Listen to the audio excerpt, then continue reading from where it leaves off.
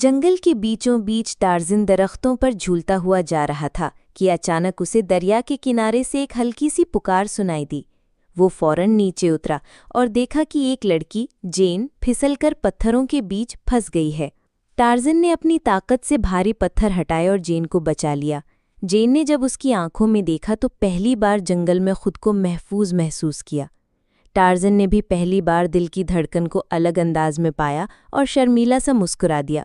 उस दिन के बाद जेन ने टार्ज़न को मोहब्बत के लफ्ज़ सिखाए और टार्ज़न ने उसे जंगल के राज दिखाए। वो दोनों आबशारों के नीचे खेलते, फल बांटते और जानवरों के साथ हंसते। मगर एक दिन शिकारी जंगल में आ गए। वो नायाब जानवरों को पकड़ने आए थे। टार्ज़न ने बहादुरी से मुकाबला किया और जेन ने भी उसका साथ दिया। दोनों ने मिलकर जंगल और अपनी मोहब्बत को बचा लिया।